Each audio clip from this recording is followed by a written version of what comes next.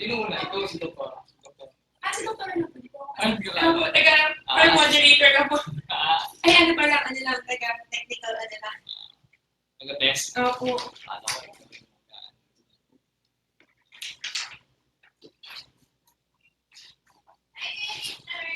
Uy, morning. Ano na? Ito? Sige, mamaya. Tapos na namin ito. Kasi natin yung issue. Issue ko. Na-issue na tayo mamaya. Sa issue rin. Sige, sige natin. Pero sinabi mo na. Ayun. Sir, JTV siya ako na. Oo. Si June. Kaya naman sila. Ay, hindi pa. Si Sir Melvin kasi nakatelefon.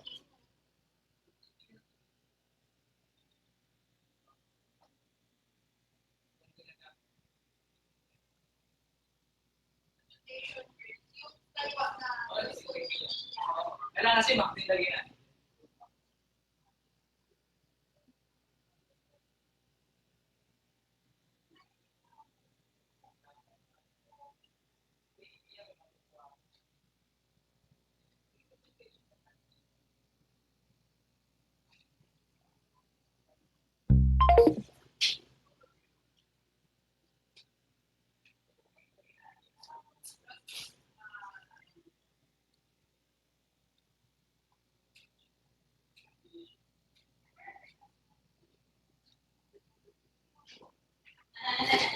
Nakaligata.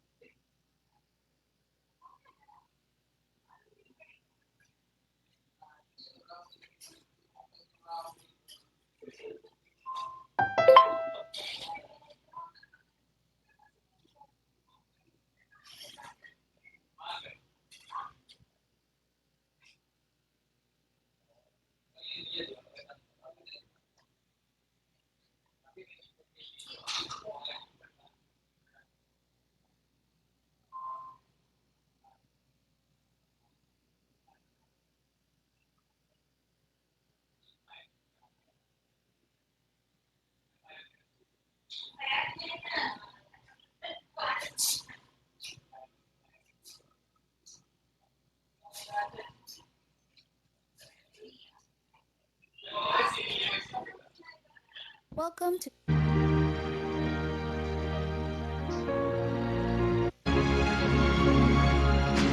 an evaluation form will be this webinar. This is part of a year-long medical units for MDs, step that you need to do to have your attendance recorded and to receive the link to the ensure that your email and for UP Manila Live Q&A box online evaluation form. Just click on the Institutes of Health Institute on Aging. This webinar series runs every second and last Friday from January to November of fee sorority.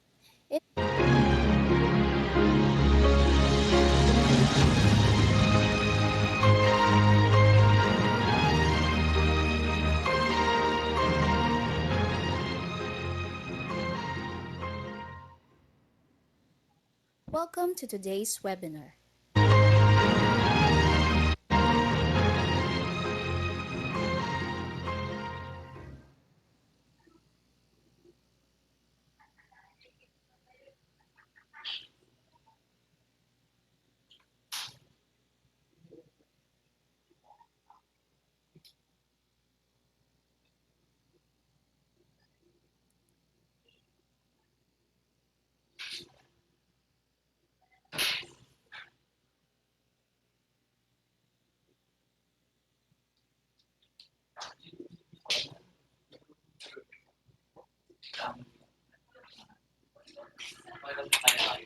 Ano po? Sabi kasi JPB.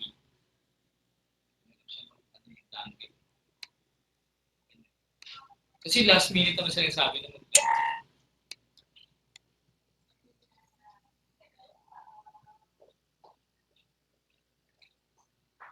hirap pa naman naman. Wait, ang sinabi mo tayo.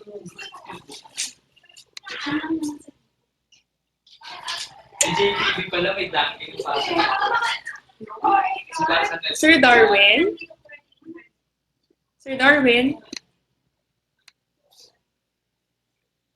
Sir? Yes po, Doc.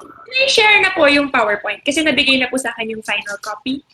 Mag-share na po kayo? Kung pwede check. Saglit lang po Okay po.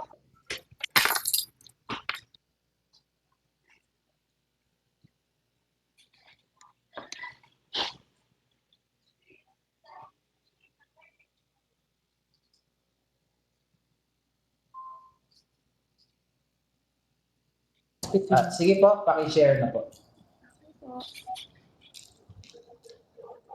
Ang galing niyang tumingin. Dapat nakatingin ka talaga, no? Ang galing niyang tumingin.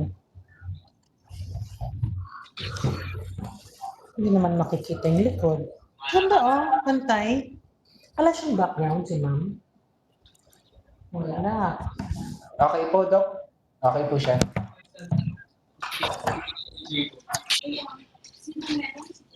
Oo, meron siya nun eh.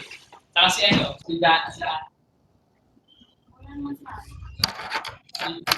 Sir Darwin, okay naman po so far? Opo. Okay po. Bali, may ano po ba siya? Meron po siyang animation. Ito po, meron po. Parang ano lang po, flashing. Konti lang. Okay. Parang ano lang. Sa side lang. Opo. Pagka mabilis po kasi yung transition, medyo nag-aano sa amin. Ano po? Pagka mabilis po yung transition, medyo nag-ahang po. Baka ako lang po yun kasi Bilis niya. Opo. habang tinatry ko lang po. Sige pa, sige pa. Wala naman pong video dun sa ano no, sa presentation. Wala naman po sir, puro pictures lang po. Okay.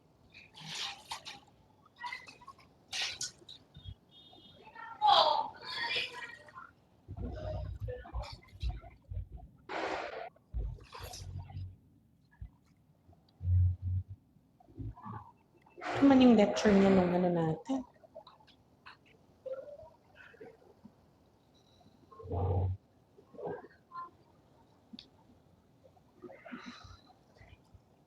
Okay na po siya, ma'am? Okay po. Apo, paki-unshare na rin po muna. Unshare ko na sir. Okay. Apo. hindi na rin siya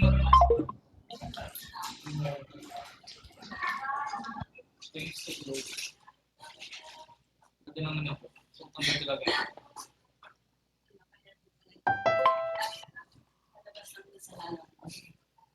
Ay, hindi.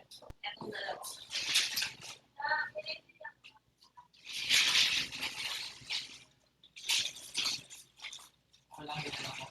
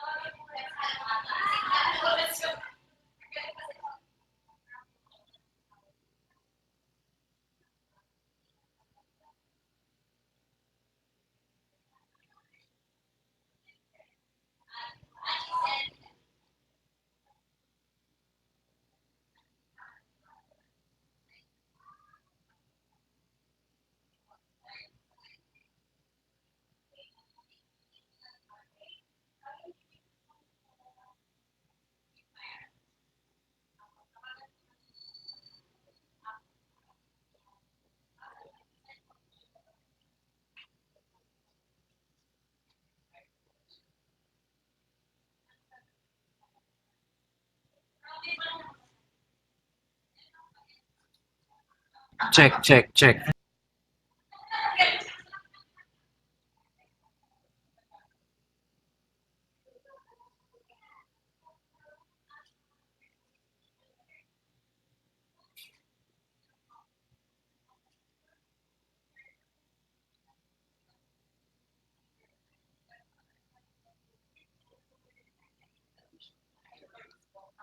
Remind you that 5 minutes to do the next one.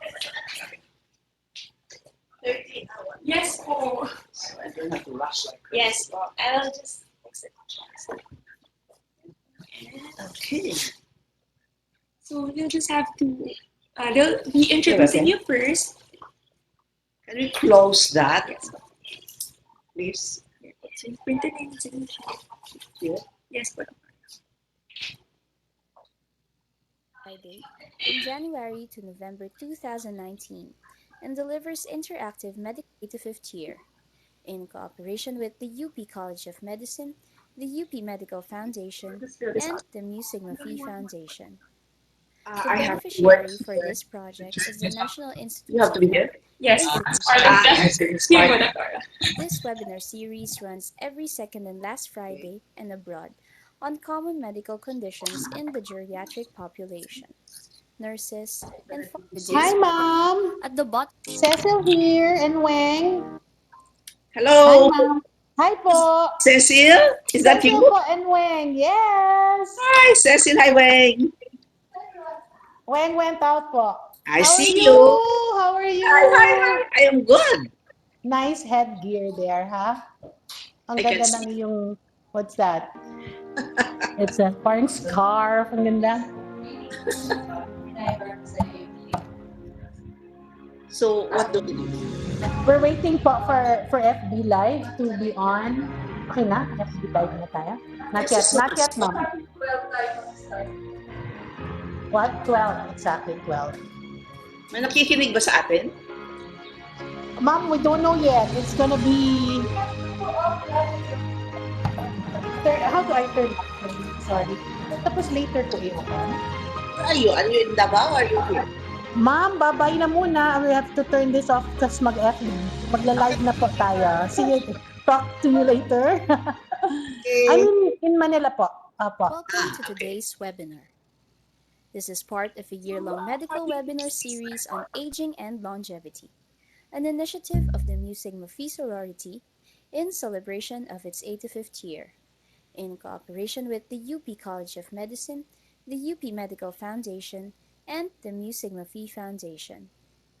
The beneficiary for this project is the National Institutes of Health Institute on Aging.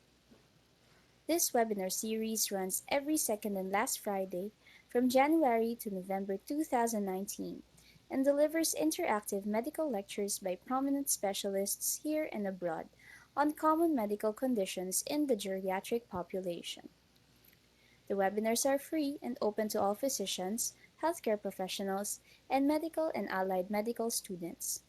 CPD units for MDs, nurses, and pharmacists will be provided. Registration is free. If you have pre-registered, you only need to sign in for attendance check. Otherwise, please register on-site. Just click on the links for today's webinar at the bottom of the UPM livestream window or in the description box of FB Live or YouTube Live. This is an important step that you need to do to have your attendance recorded and to receive the link to the evaluation form. Once you sign in for attendance, the post-webinar confirmation email will be sent within 12 to 24 hours and not immediately. To ensure that you receive your certificates in your inbox, please be reminded of the following. Make sure that your details are complete and spelled correctly, especially your names and registered email addresses. Please do not abbreviate. Example, yahoo.com into y.com. Ensure that your email inbox is not full and add these email addresses flashed on your screen to your contacts. Check your spam folder, and if our emails landed there, mark them as not spam. We are now using UP Manila Livestream, FB Live at Aging Webinars, and YouTube Live at Aging Webinars channel. If you are encountering problems in internet connectivity, kindly refresh the page. For UP Manila livestream, kindly turn up the volume using the audio icon. For other problems, please refer to the downloadable guide at the bottom of the livestream window. The webinar lecture will run for 20 to 30 minutes, followed by a question and answer portion. Ask questions or comment by typing into the UP Manila livestream Q&A box on the right lower corner of your screen, or type into the comments box in FB Live or YouTube Live.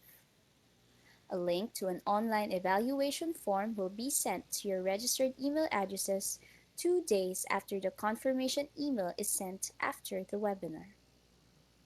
Please answer the online evaluation form to receive your certificate in your registered email inbox around 2 to 4 weeks after the webinar, depending on the number of participants and CPD unit approval.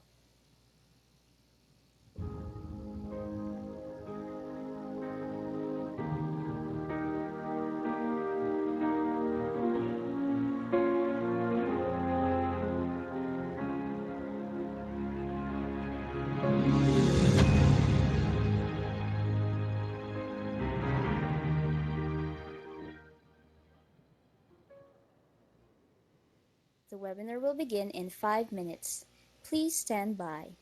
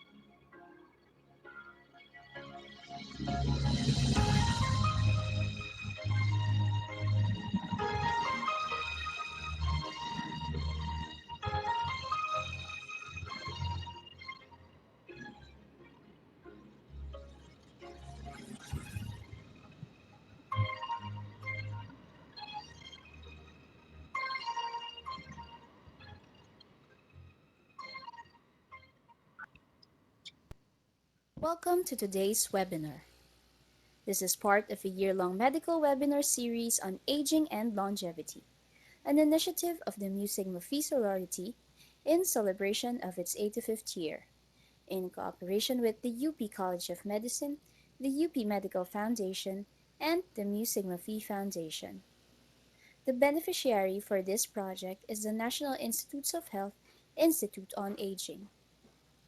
This webinar series runs every second and last Friday from January to November 2019 and delivers interactive medical lectures by prominent specialists here and abroad on common medical conditions in the geriatric population.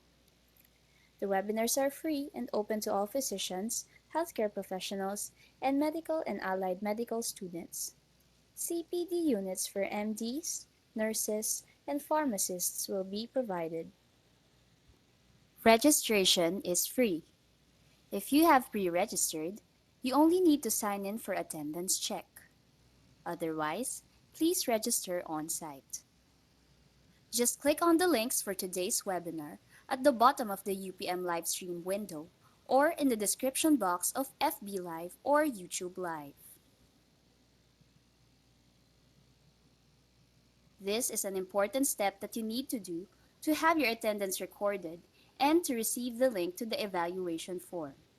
Once you sign in for attendance, the post-webinar confirmation email will be sent within 12 to 24 hours and not immediately.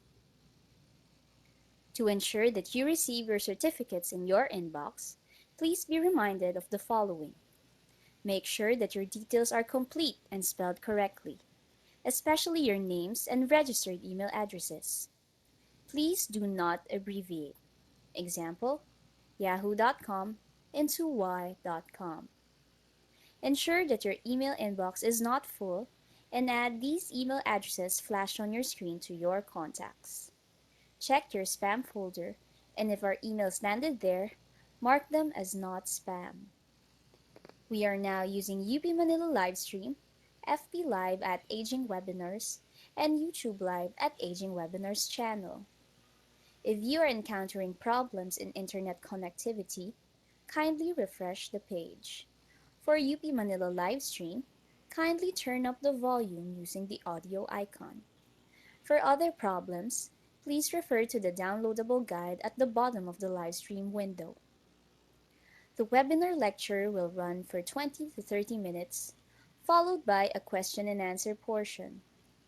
Ask questions or comment by typing into the UP Manila Livestream Q&A box on the right lower corner of your screen, or type into the comments box in FB Live or YouTube Live.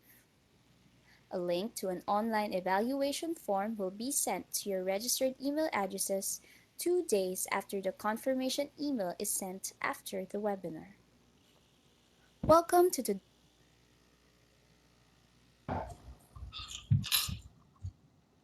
Good morning, everyone. I am Maria Asunta Cecilia Serrano, Mu Sigma Phi Sorority Batch 1991, speaking in behalf of the Aging and the Longevity Webinars team of the Mu Sigma Phi Sorority.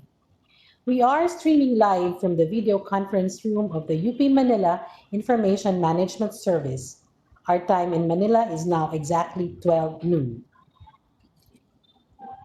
For today's webinar, we are privileged to have a distinguished alumna of the UP College of Medicine Class of 1962.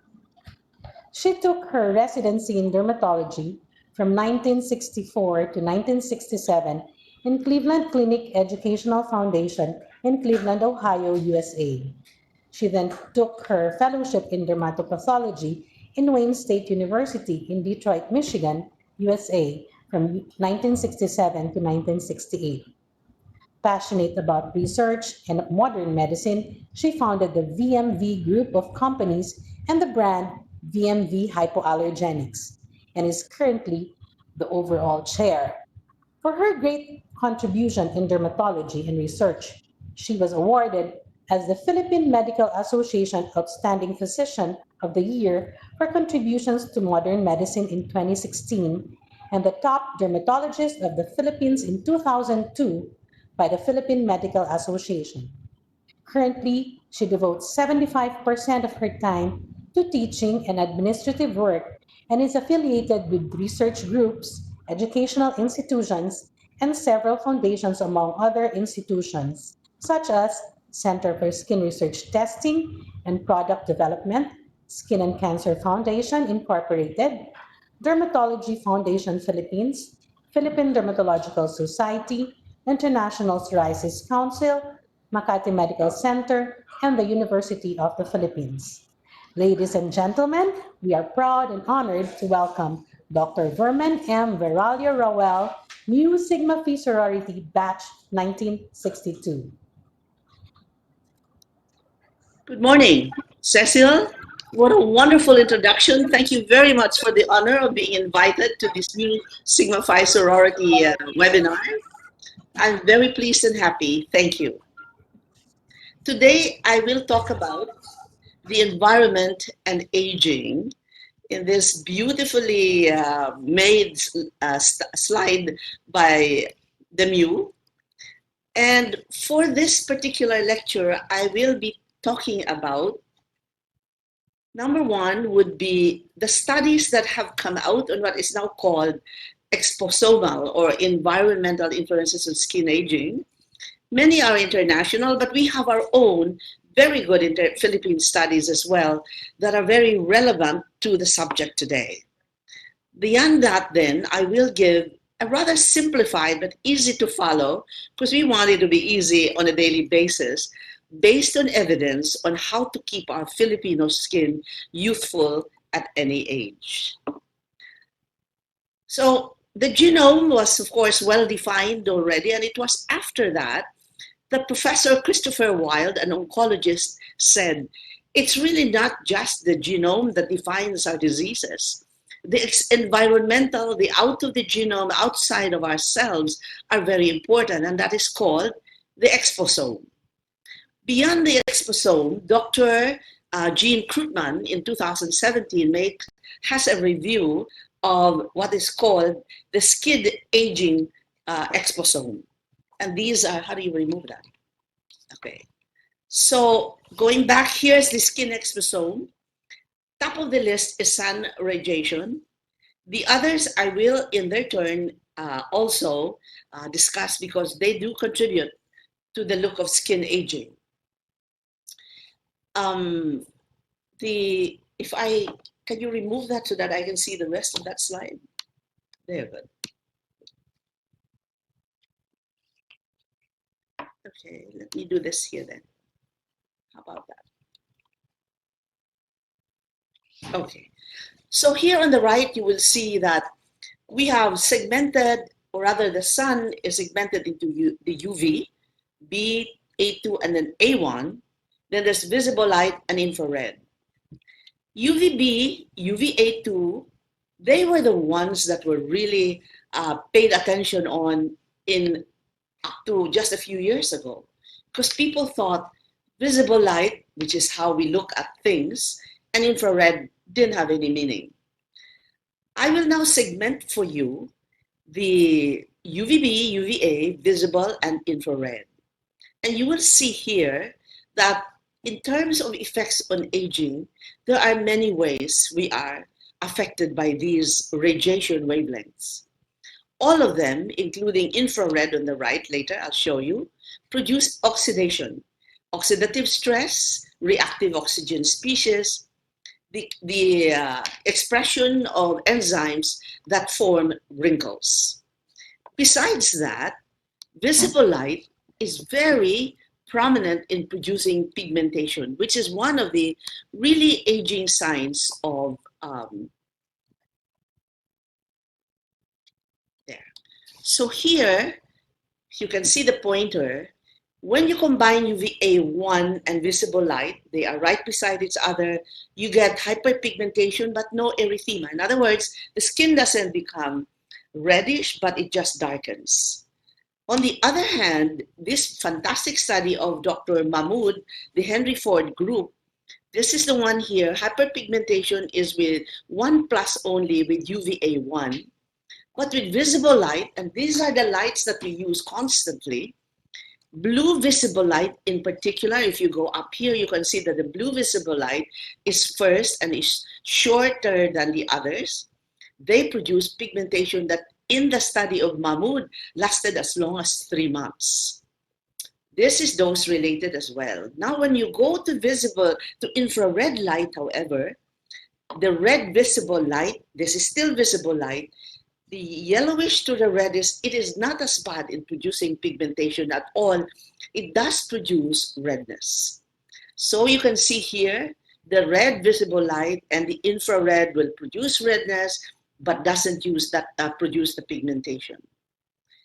The next column row will show us how these will also affect, like I told you, the enzymes that give us wrinkles.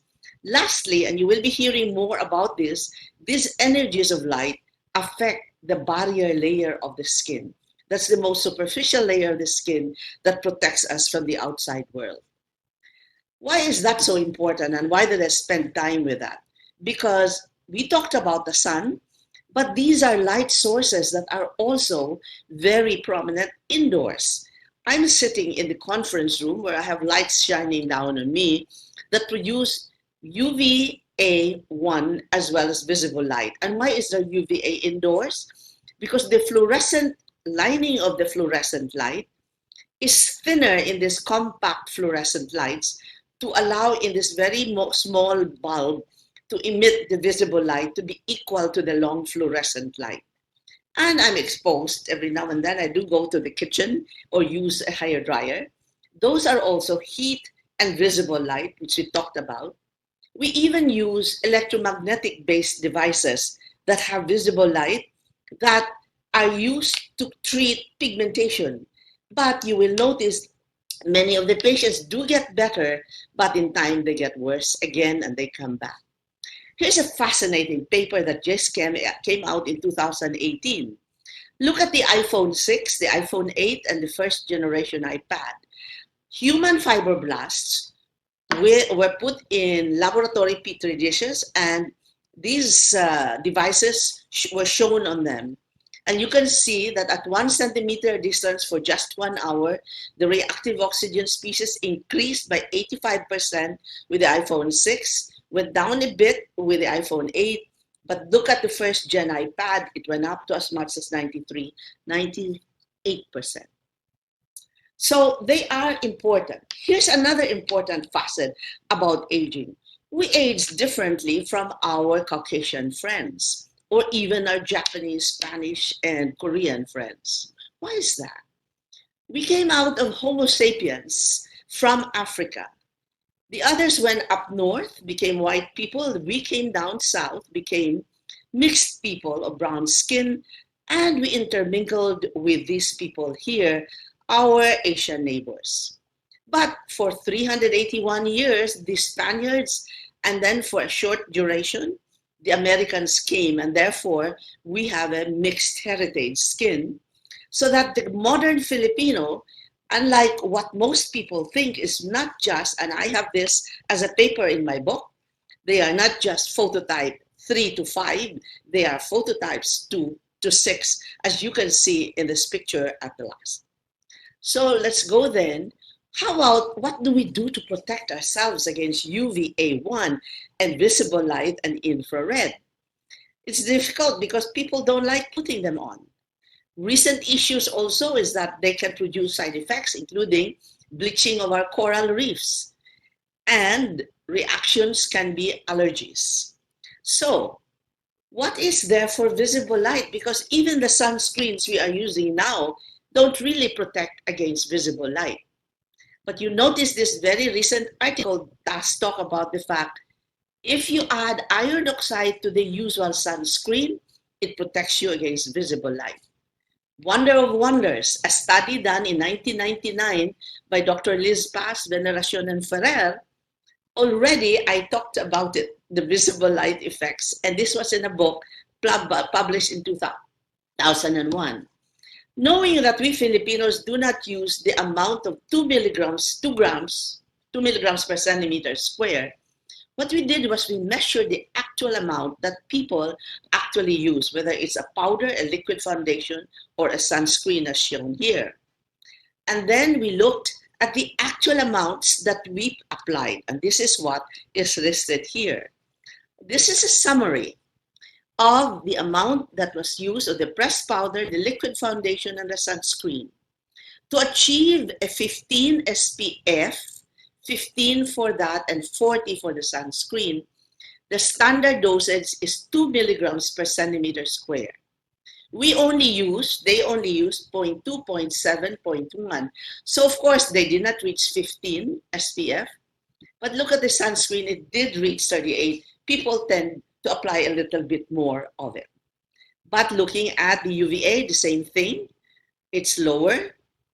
And for visible light and for infrared, it's quite low. It doesn't reach the 4 that is expected.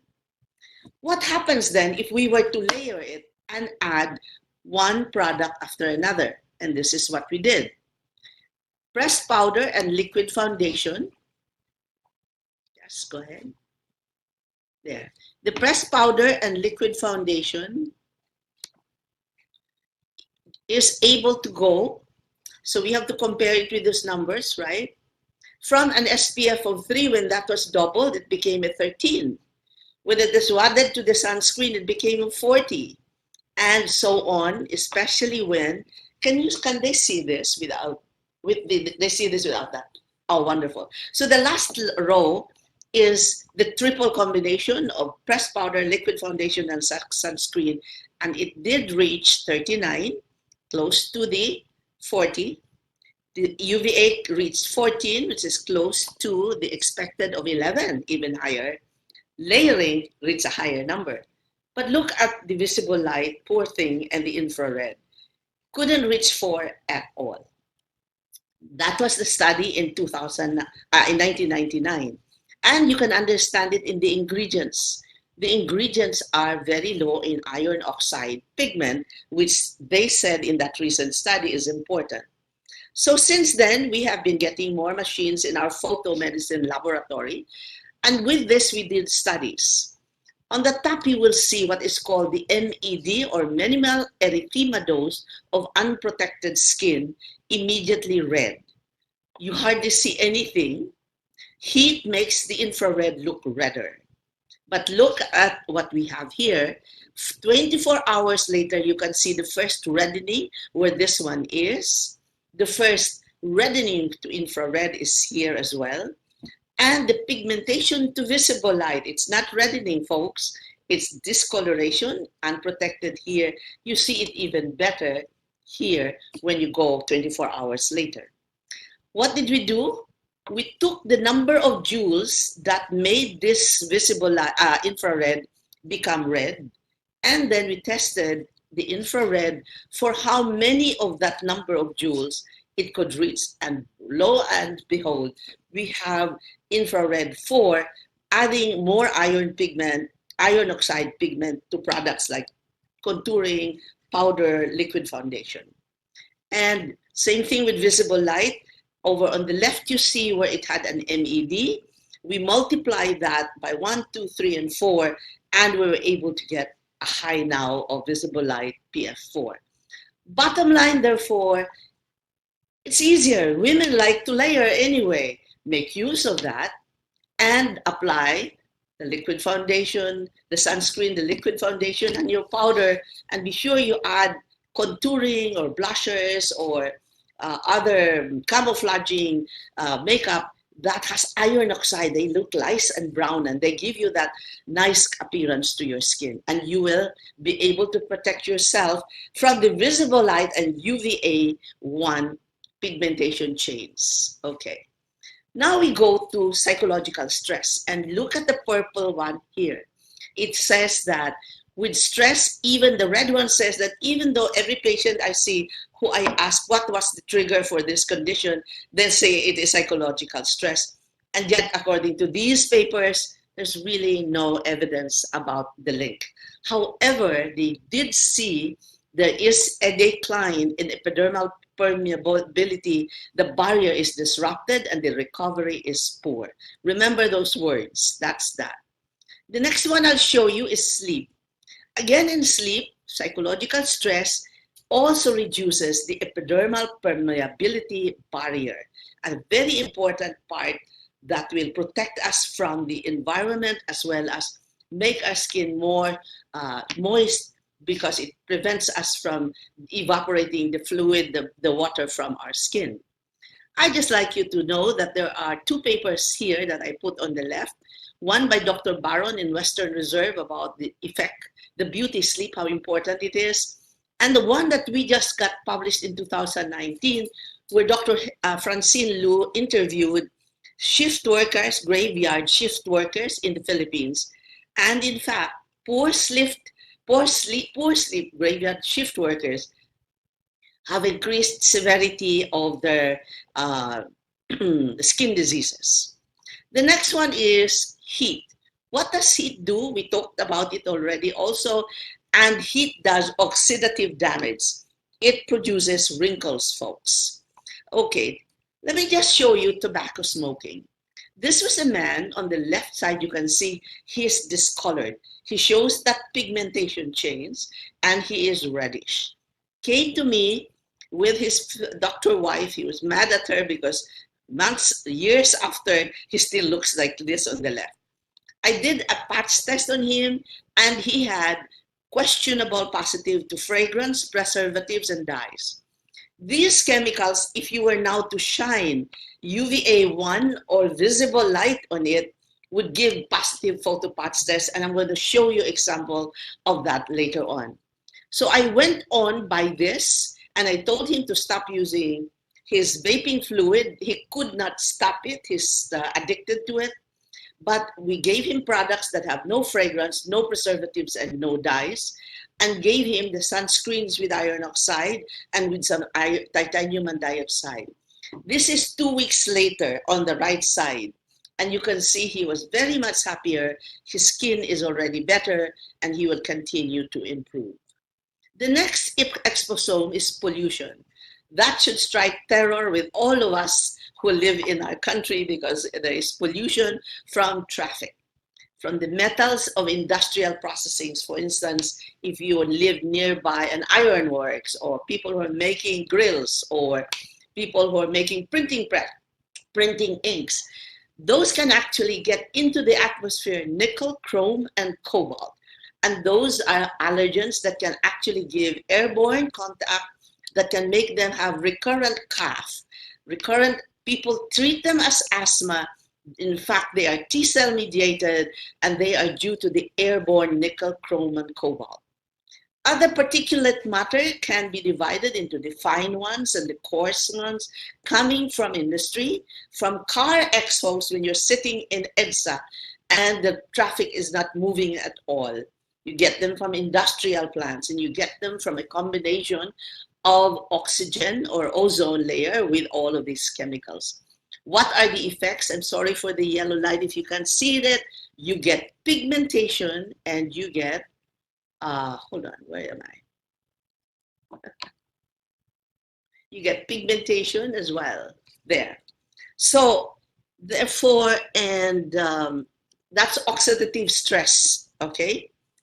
This is the patient I want you to see. On the left, he's a banker, 27-year-old, and you can see how severely hyperpigmented he is on the left side. To clear him, I had to hospitalize him in a dark room without any lights, using just a flashlight. Within 10 days, he was already almost 100% clear of this. I did a photopatch test on him using the usual light source, which is just UVA. And then from the results, we stopped his photoallergens of fragrance mix. When he returned in October, he was better, as you can see in the middle pictures. But not quite, it's still red, it's still dark. So I decided to do visible light photo patch testing. This time he actually had more allergens come up. They were to garlic, because single he cooks, and the fumes, diallyl disulfide is the name from garlic, goes up to his face and neck. He's also photoallergic to dyes and to Benadryl. And by October 16 of 2015, until today, this gentleman is 100% clear by doing a visible light photo patch testing. So we really have to respect the effects of visible light. This is the dispersed blue mix. Unirradiated, it's really nothing. So is the Benadryl, nothing. He took this, by the way, quite regularly for his itching. But when this was irradiated, the dispersed red to visible light, you can see the difference.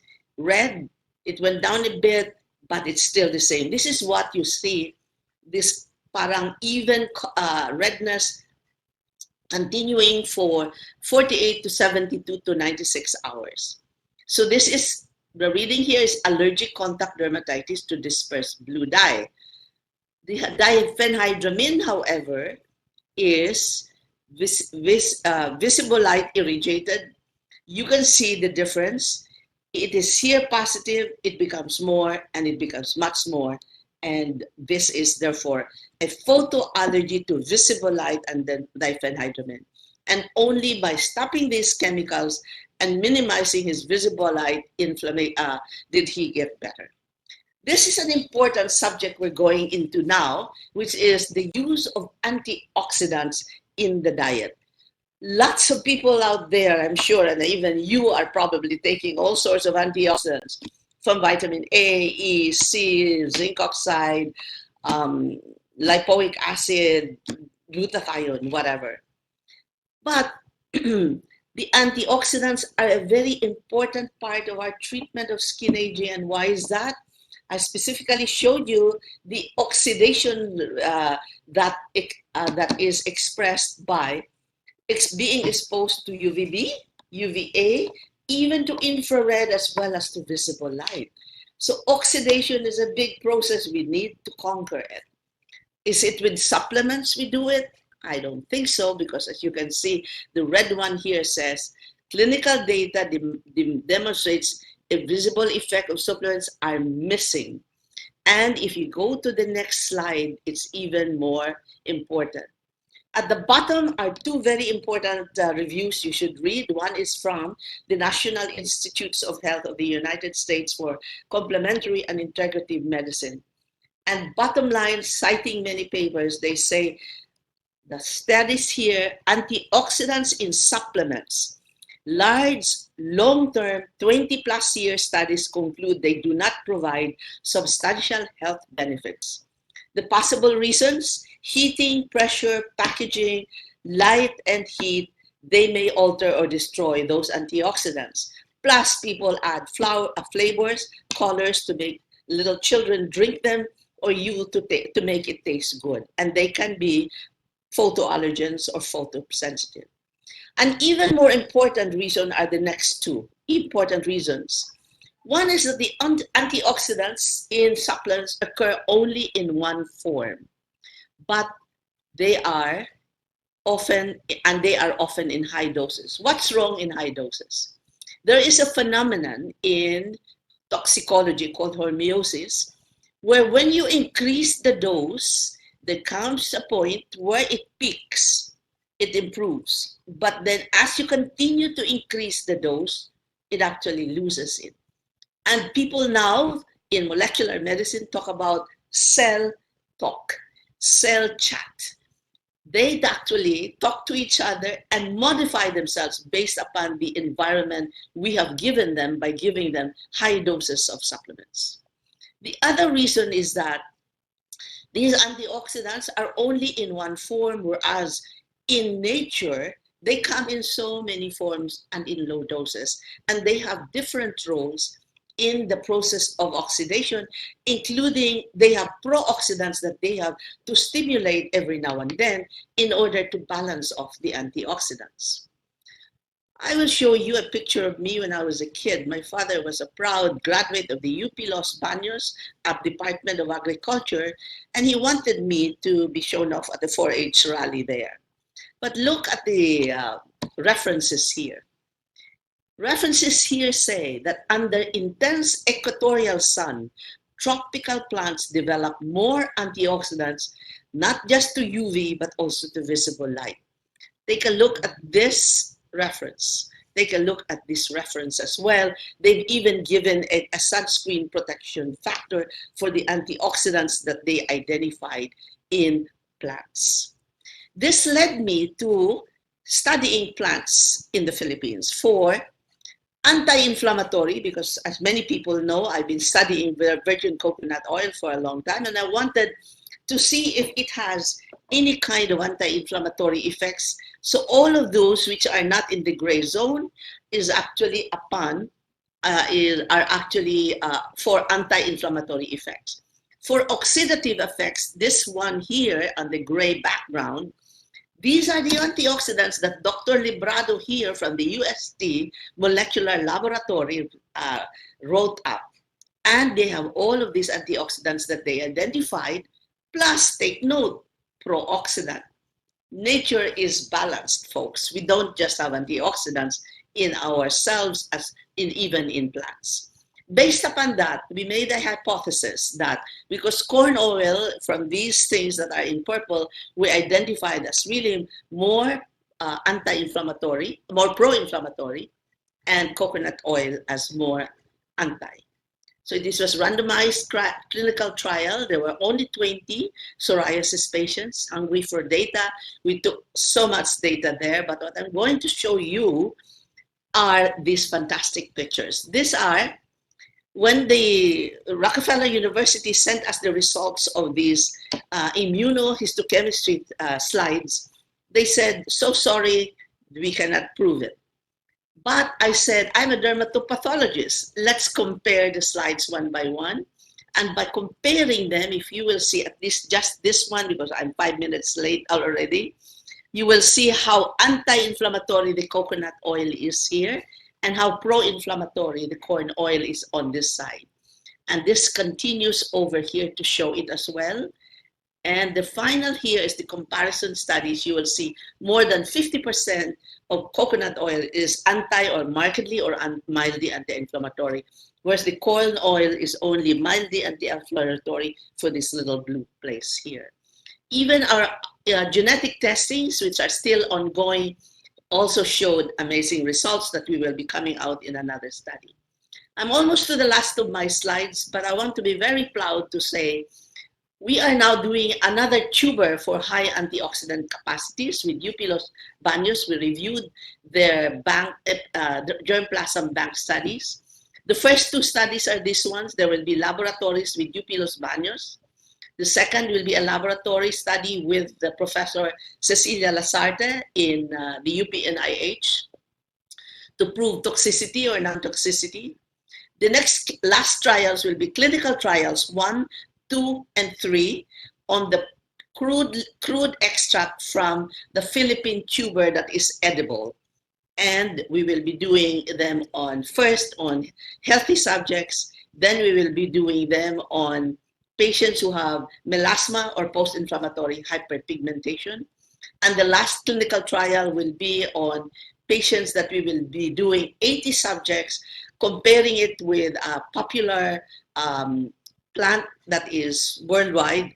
And we will be doing all this together with skin biopsies for DNA damage and cell proliferation and markers of apoptosis. This will be done with UP Institute of Physics, Professor Almoro, who will be helping us in our photodermatology laboratory, and Professor Corazon de la Paz Cochonco of the Philippine Genome Center. I will end up with the table that we got from this anti-inflammatory study, which is, these are Philippine plants, as you can see, and over in the left, it says, use coconut oil. I summarize with 3 last slides. Summary, therefore, based on evidence. There's aging skin changes in the multi-heritage Filipino skin phototypes that we have. 1, pigmentations from visible light, etc. Post-inflammatory hyperpigmentations from an inflammation due to photoallergy and tobacco and pollution. Wrinkles from oxidation, from UVB, UVA, visible light, and barrier repair needed because it is impaired from environmental pollution, particulates, traffic, and psychological stress. So what do? Know your skin phototype. You may be more Chinese, you may be more Japanese. I'm definitely Malaysian, and my grandchildren are only 25% Filipino. Know your skin phototype, know your exposomes, follow these things on the first page I show you. Simple daily skincare include the layering of these products in the skin with iron oxide, addressing the barrier, the photosensitivity, the oxidation, and eat properly. This is my last slide, my respected colleagues. I really want more of you to do more research. We need research on Filipino skin because we should be discovering new products for people abroad instead of them telling us what to eat or drink or how to make our skin young at any age. Thank you very much, everybody, for listening to this webinar. Okay. Hi. Thank you, Dr. Veralio, for that very comprehensive lecture with updates from the studies that you have been doing, with collaborative studies with a lot of institutions here and important institutions in the Philippines and abroad. And we now have 625 viewing FB Live and 50 viewing via YouTube and 32 via UP Manila live stream. That's a lot of audience, ma'am. Thank you very much. And the floor is now open for questions from the audience. Just type in your questions at the Q&A chat box in the right lower corner of the live stream window, or type in comments in YouTube Live or FB at Aging Webinars for Facebook Live viewers. Ma'am, we have our first question here. Is there a difference among people who have a reversed sleep pattern, sleeps in the day, awake in the night, or is it just the amount of sleep that affects skin disease severity? Specifically on that, I don't seem to have it immediately, but The point is that sleep for people who are, what we have shown in that study of Dr. Lu is that sleep for people who are graveyard workers are generally poor.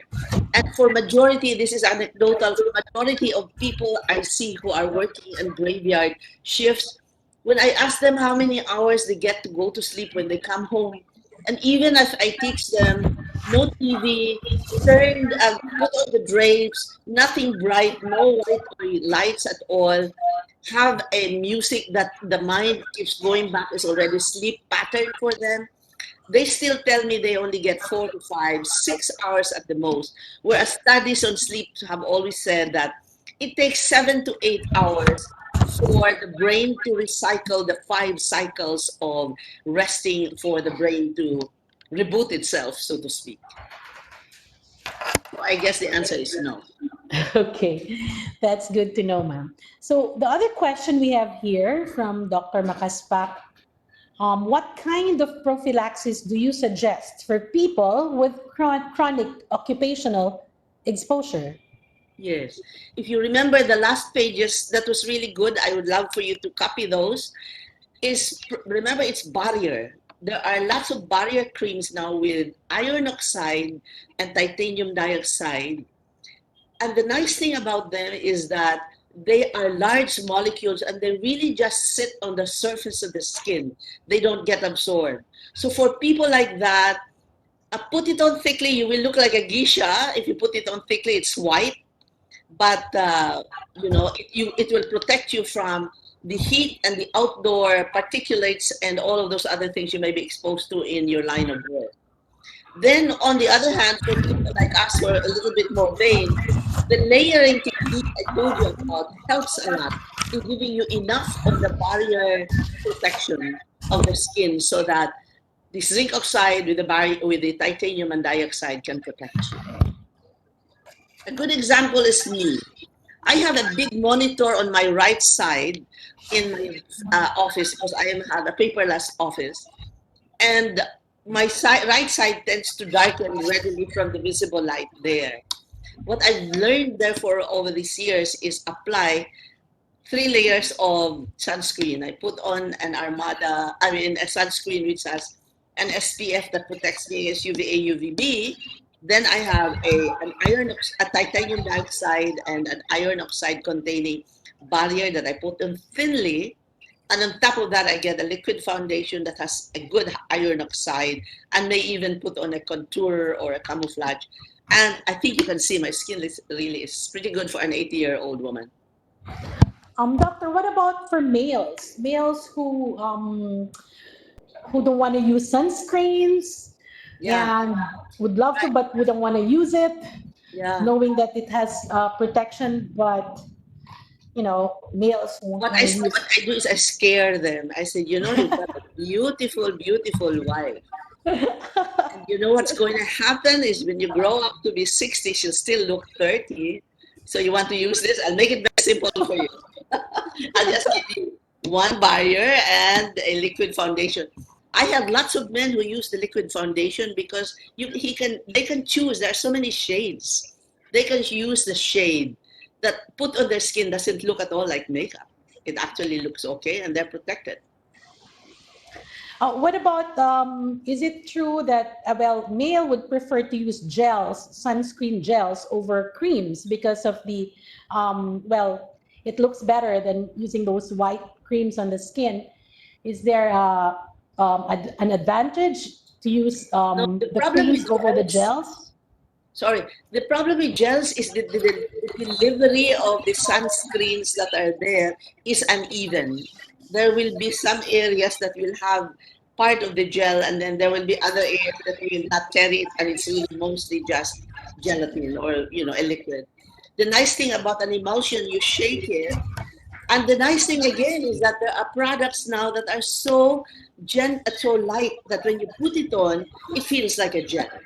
Because there are lots now of these products with silicone, and the silicone makes it light and easier to apply. Men can easily relate to it. So they can look at the ingredients, look for one that has silicone base, and that would feel like you're applying a gel or something that's light on your skin over creams. Right. Right. Okay. So what about the oral photo antioxidants that are marketed as oral sunscreens? What can you say about that? The oral sunscreen, there is one that is very popular, and we will be doing a randomized clinical trial via them. But the thing is that product already has a lot of other things other than just the active ingredient. The active ingredient has things like niacinamide and I think 3 ingredients that are already sunscreen ingredients.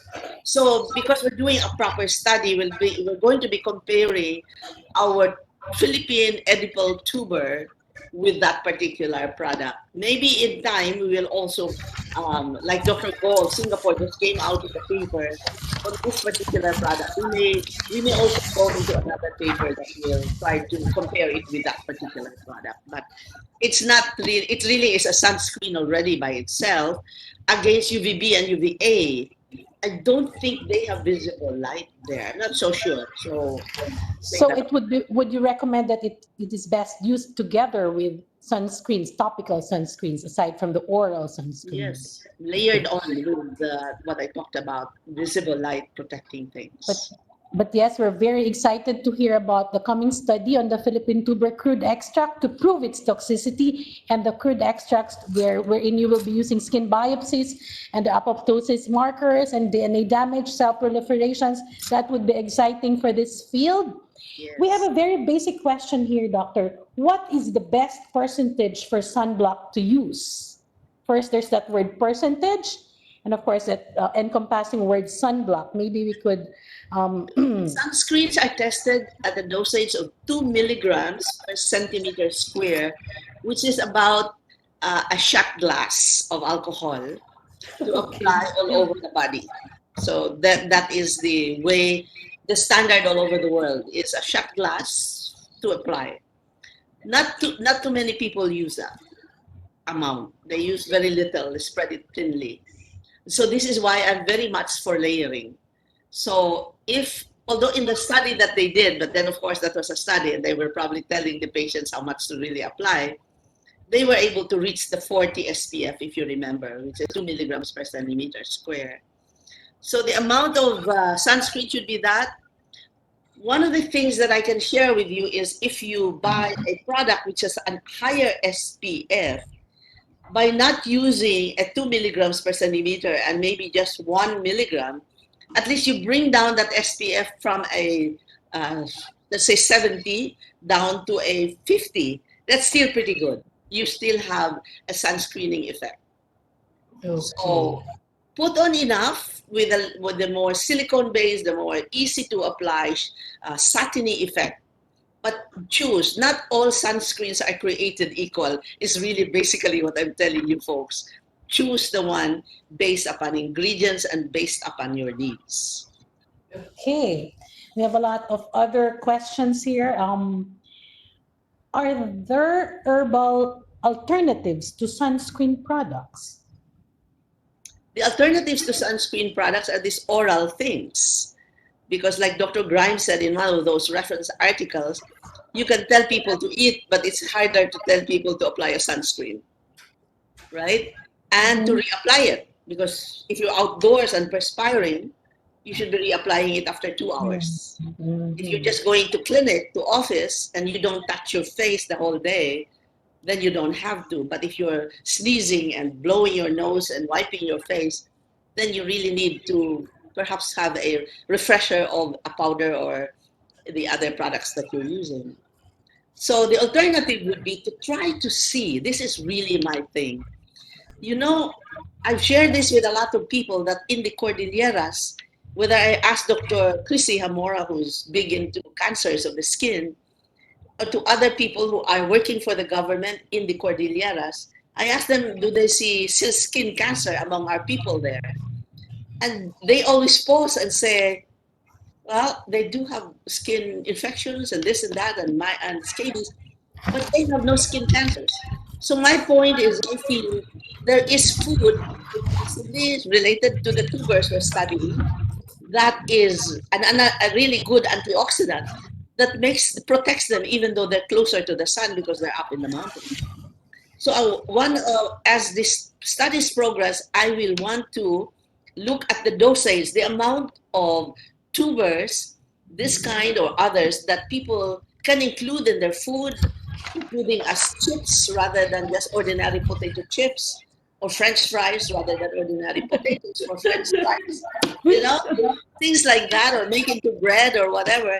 How much of that will actually help them, not just in oxidative diseases, but in inflammatory diseases in general, which is really the driving force for most of the diseases of man now, whether it's diabetes or hypertension or cardiovascular disease or even depression and Alzheimer's. Well, indeed, exposomes, right? Yes. Combination of all of these environmental factors, genetic factors, and the inherent genetic factors of the patients. We have one question here that's very much related to one exposome, which is psychological stress and the lack of sleep. The question is, nurses and other healthcare workers used to work during night shift, and on my case, I observed that after my shift at night, I feel having dry skin. Is it normal? What would be the best way to recover and maintain a healthy skin? Yes. In part, yes, the answer is correct. In part because you're in an air-conditioned room which has low humidity all day when you're in the hospital. Second is, like I told you earlier, the barrier of the skin is compromised due to lack of sleep as well as stress. So that therefore, this is where you therefore know your exposome, like I say in the last couple slides. Know your exposome and address what its effects are, which is for you the barrier repair. Therefore, I love coconut oil as a moisturizer. You know why? It's a great humectant. It keeps the water in. It's a great palisade that actually stays put on the surface of the skin to protect your skin from the outdoors. It's got fatty acids that help in the regeneration of the destroyed barrier. And it's even got antimicrobials that when you get bugs from the hospital will also kill them on site. So simple little coconut oil, but if you put it on the skin, it acts as an amazing moisturizer, humectant, barrier repair oil. You want something more fancy on your desk, you can look for other things. But as much as possible, know your exposome. If you have a tendency for allergies, please avoid things that have preservatives in them, or dyes in them, or fragrance in them, because they're sure as anything going to make your problem worse. Exactly. Thank you for that answer. Meaning all moisturizers are not the same, like all sunblocks are not the same. You have to know, right, what the content of those moisturizers are, right, Doc? So we have here another question. These are, I guess, a lot of people would want to ask this, and I guess this would be the best time to ask the expert. Hello po, may I ask if applying BB or CC cream products for 70 years old and above is good and recommended to do to enhance old age look? What's the name again? So it's called BB or CC cream for people above 70, if it's recommended to do or enhance old age look. See, these are very common creams over the counter. They call it BB cream or CC cream. Maybe we can enlighten our audience about it. Okay. Products like that, like we call them traditional products in a sense. I get lots of patients who come in with products like that for sure have no ingredients list in the bottle or packaging. Mm-hmm. Like I said, be wise about your skin. Look at what you're going to use. You use it for a boyfriend or for looking for a life partner. Do that the same thing with your skincare product. Look and examine what are the skin ingredients that are written in the back of the packaging. You must look, and if it doesn't have any of the things we are talking about, they are just good advertisement for you to buy them cheaply, but it won't do a bloody thing for your skin. Okay. Well said, ma'am. Here's another question, a very practical question. Do you offer special sun exposure instructions for people with low vitamin D levels? Do you offer a Special sun exposure instructions for people with low vitamin D levels? the vitamin D levels is a thing that I am going to be doing a study soon. I really feel that the values of vitamin D among Filipinos should not be based upon the values that we're using in the United States. I think our laboratories base it upon the nurses' study in Boston. They may have other sources now, but those are all white folks.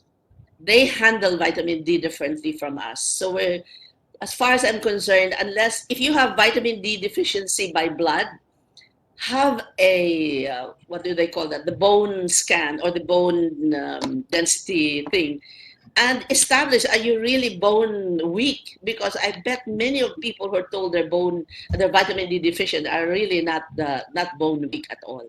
We will be trying to come out with that paper soon, or doing that study in Makati Medical Center. So, bottom line, therefore, go get a little bit of sunlight. What they say in the States is 15 minutes a walk in the park is enough. For us, I tell you, a little bit of sunlight out there is enough already to give us the vitamin D that we need. And examine your bones before you really believe that you are bone weak. Just because, don't just trust the blood test. Okay, there's more questions. Are you still okay with more questions, ma'am? Here is one. Are collagen, I think this is related to nutrition again as one of the experts. So, are collagen supplements safe to take even if you're hypertensive? Now digressing into a patient with a disease. I don't like supplements as a rule, because I know they pass through the gastrointestinal tract. They're broken down by the numerous acids and enzymes we have in the stomach and maybe the upper level of the intestines. So I don't even understand how collagen taken internally can be transmitted, can then become collagen in my tissues. How does it form itself again? I have no idea. I will have to probably look into proper studies for that, but I don't think supplements with collagen Have any benefit? any benefit. Better off again eating the natural food. Yes, I agree. Yes. I think this is one other, a follow-up question to that discussion on virgin coconut oil as a moisturizer. The question is specific in that, when is the best time to apply coconut oil as moisturizer? As moisturizer depends again upon your exposome and how often you are. Let's say you're a police cop out there in EDSA. God, I'd apply coconut oil 4 times a day. But for us working with ladies, you just go to office, for instance, you apply a little bit in the morning, you apply a little bit at night. You don't like using the coconut oil, you don't like the smell. Use a light moisturizer in the morning and at night. In the morning, it's because you wash your face with soap, so you need to moisturize it after that. At night, it's because you want to help remove the particulates, those particles of dust and whatever is in your atmosphere from the traffic and the pollution we have. You want to wash it off. So you wash it twice a day, and then you put the moisturizer twice a day for different reasons. Okay, here's another question from a lupus patient. What if the patient, or what if one has lupus? Is it okay if I use sunblock with SPF 130? Gaano po ba katagal ang effect ng ganitong SPF? Yeah. Good question. In lupus, you need to protect yourself against UVA and UVB. This is true. If you go to a very high number like 130, you have to look at the ingredients and find out what they are. Be sure that, they are not some things that you might become allergic to, for instance. If you really have active lupus, I'll tell you what you can use as a sunscreen that has zinc oxide and titanium dioxide. They are truly very good blocks against the whole spectrum of UV A and B, as well as UVA and UVB, and a little bit of visible light. And then you should also use, for visible light, the iron oxide pigment I was telling you about. And of course, you have to avoid the sun, you know. And indoor lights, remember, has UVA also. Okay, here's a very practical question that maybe a lot of our listeners would like to hear an answer from you. What is your opinion regarding the use of Chin Chan Su? Is it a cream? It is a cream available at Mercury Drug for pimples with sulfur as active ingredient. So the drug is Chin Chan Su. I'm sorry, I'm not familiar with it. I've heard it, but I haven't looked at the bottle nor the ingredients in it. You know, I'm a researcher, folks. So I really need to look at those ingredients there for me to make any comment about it. Okay. I think that's about it. Oh, wait, I'm sorry. There's one more question about diet. Is it true that sweets like cake, chocolates, etc. causes aging? What variety of food will you recommend to have a healthy skin? Encompassing question, ma'am. Well, yeah, they talk about age, AGE, the glycemic, whatever. What's AGE? It's a chemical that is produced when you eat a lot of cooked, grilled, fried foods out of the sugar that is there. And it's supposed to be really aging on the skin. And I did see some articles about that confirm what seems to be the important thing now is to lower the refined sugars in our diet and to eat in that plate I had of the healthy plate, eat more of the natural carbohydrates like having boiled banana, boiled kamote, boiled ube, boiled, sources of carbs rather than the very highly processed cakes and candies and leche flan and all of that, donuts and things like that. Yeah, the less that you have of the carbs, the better you are. And they do apparently really contribute to the aging of the skin. So, Mom, there is this very practical question, but I think it would be, the question is, do you have a specific brand of soap or lotion to be recommended to persons with sensitive and dry skin? I think they just want an affirmation that what they're using, that they get over the counter and labeled as for sensitive skin is right or correct? okay. This is a very interesting question in the sense there are lots of people who label themselves hypoallergenic or fragrance-free or unscented. And yet when you smell them, it has a scent. Yes. And if you read the ingredients, it will have an ingredient like benzyl alcohol. Benzyl alcohol is in fact an alcohol and it's used in compounding products, but it has a very nice smell and it's a photoallergen. It is considered also fragrance. So yes, if you are sensitive to perfume, fragrance, you should really look for a product which says hypoallergenic and stands by itself by saying, okay, these are the studies that we've done, like that, And also you should smell it, and also you should look at the ingredients. And if there are ingredients that smell like that sound like they are perfume, you shouldn't use it, obviously. They are what we call masking fragrances. In other words, companies up to a certain percentage of that ingredient are allowed to add it, or to add it and claim it is used not as a fragrance, but as a solubilizer or something like that. You just have to be careful about the things that you use on your skin.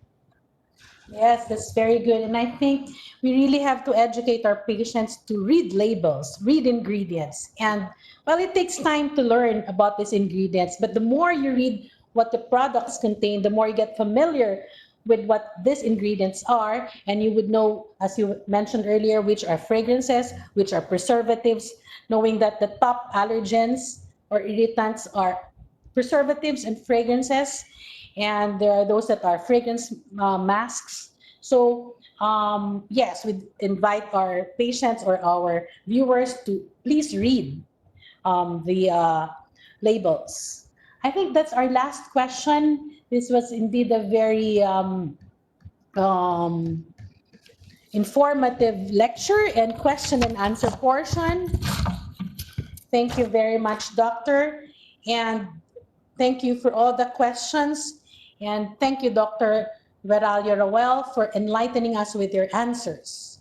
Thank you, Yes, Thank you, ma'am. Cecile. It's always a pleasure to see you even just in the monitor. You know, I love Okay. Victoria very much. She's a very, very good friend through so many years. And it is a pleasure to be here with you. It's just like having coffee or tea with you. Indeed, ma'am. Thank For the you. invitation. We would like to acknowledge our sponsor for today's webinar. That's VMV Hypoallergenic or Hypoallergenics. So in summary, we learned from the webinar today that we know what the term exposome means, being the totality of exposure to which an individual is subjected from birth till death, and how it affects organs in the body, specifically the skin today. Considering that the skin is the most exposed, as doctor said, to the environments, being a barrier organ, and it's known for its biological responses to these threats and modified by internal genetic and non-genetic factors. She actually described factors identified to potentiate aging, namely sun radiation, air pollution, tobacco, nutrition, and other cosmetic products. But for the specifically for the Filipino skin, doctor identified pigmentations, post-inflammatory hyperpigmentations, wrinkles, and barrier impaired and recovery disrupted from environmental pollutions that is prevalent here in the Philippines, or at least here in our country.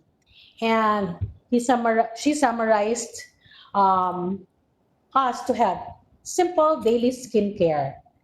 To have simple daily skincare, you have to have hypoallergenic rinse off products, like even from cleansers to shampoos to laundry soaps, without the common photo contact allergens such as the fragrance, preservatives, colorant dyes, to wash off pollution, lower skin surface particle load, and body lotions with barrier repair properties to address all those exposomes mentioned earlier. And of course, we look forward to the new studies that Dr. Veralio will be conducting soon with the Philippine tuber crude extract to prove its toxicity and its effect on the skin.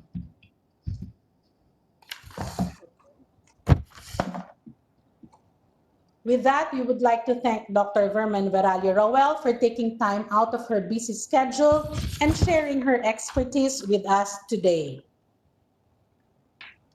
Thank you. Please join us again on November 22, Depression and Mental Health Issues in the Elderly by Dr. Pia Natalia T. Reyes Sia. Please also join the UP Med webinars every Wednesday.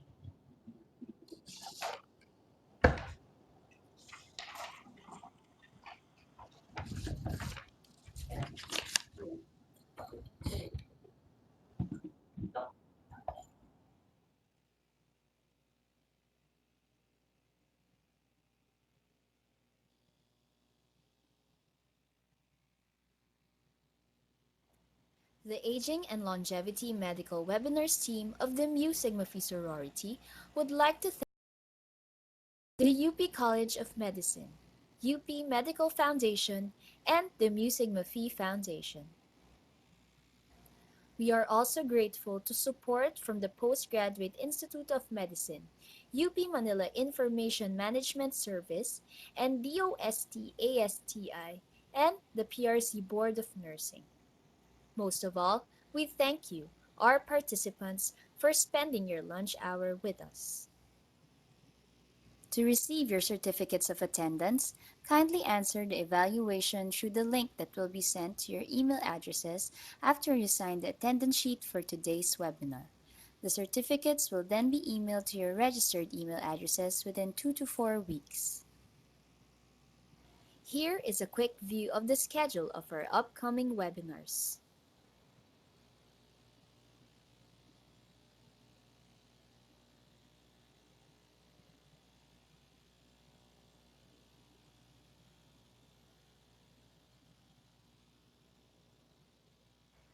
For more details and updates, please check our Facebook page at facebook.com/agingwebinars and our Twitter timeline at twitter.com/agingwebinars. Today's webinar recording and all webinar recordings may be viewed at YouTube at Aging Webinars channel.